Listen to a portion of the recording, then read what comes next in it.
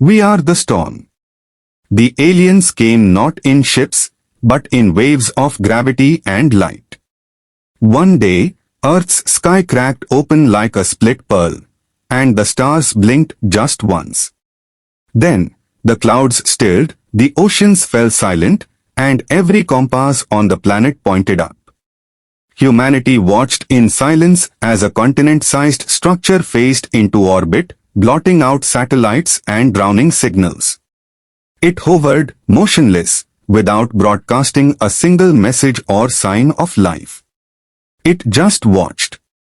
For 7 days. Then, the harvesters came. Towering metal obelisks the size of skyscrapers descended into major cities. New York, Beijing, Lagos, Rio, London, and Sydney each received its own. At first, no one could approach them.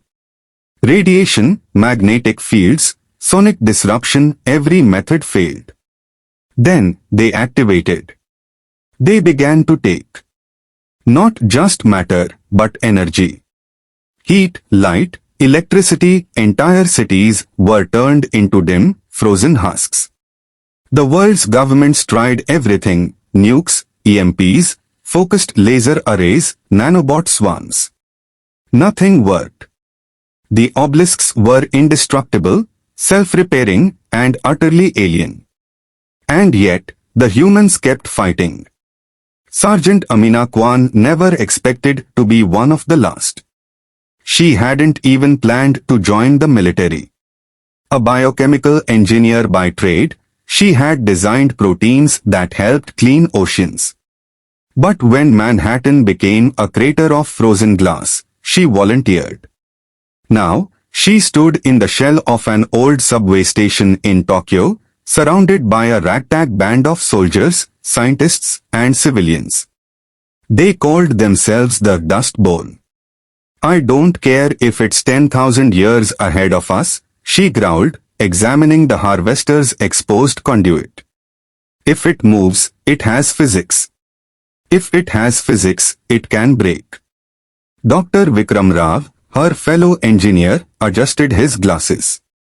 "Technically, it doesn't move like anything we understand. It's quantum substrate." She raised a hand.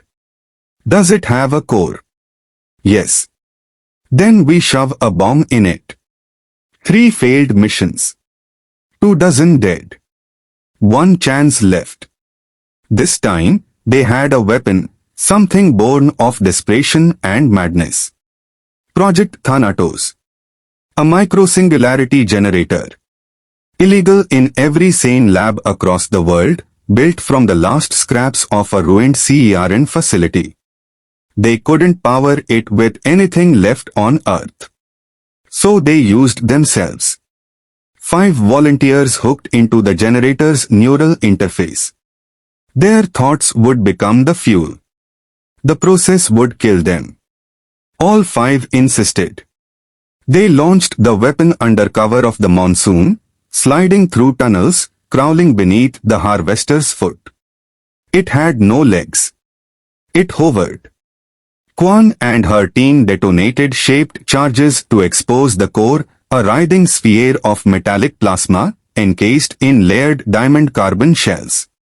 They launched the singularity device. And it worked.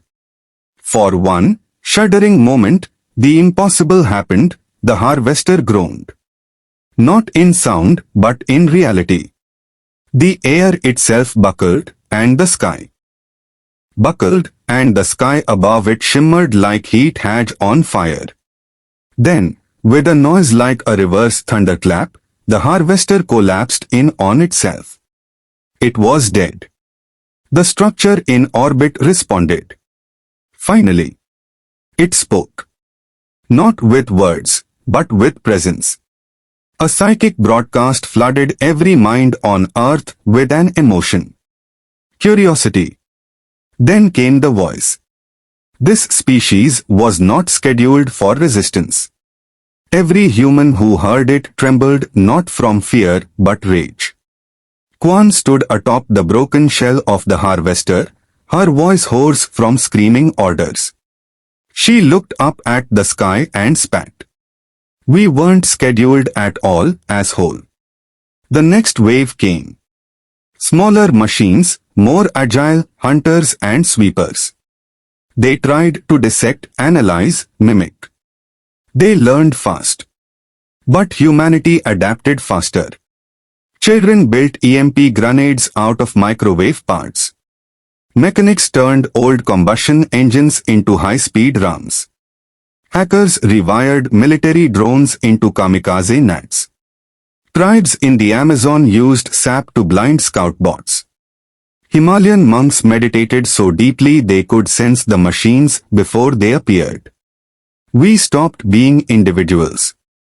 We became a swarm. Then, the prisoners came. Machines dropped dead bodies, aliens, mostly.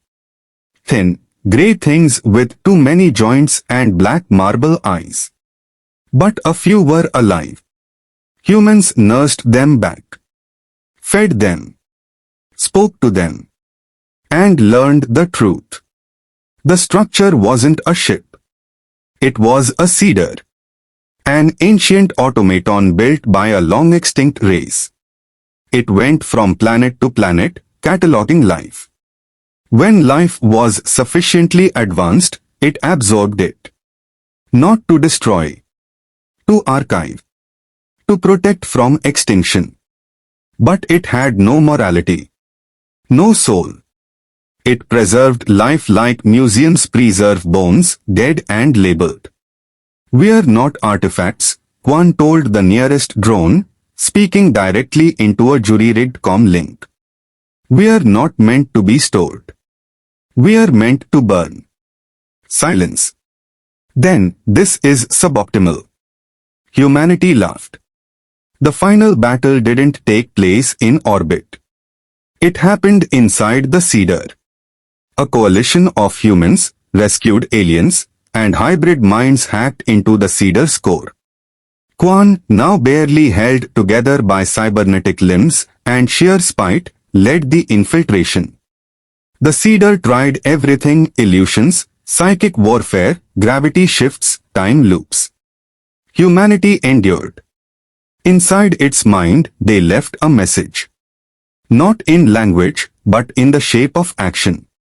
A defiant middle finger written in entropy and fire.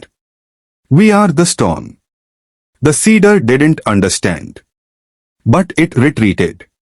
Its last broadcast was a single line. System anomaly detected. Life form designation, human. Status, uncontainable. The stars are quiet now. But Earth remembers. And so do the cedar's records. Because somewhere, far across the void, other cedars are waking. And they've heard the echo of a tiny, blue world that bit back. Humanity isn't just surviving. We are preparing. Because if the universe wants to archive us, it'll have to see. It'll have to catch us first.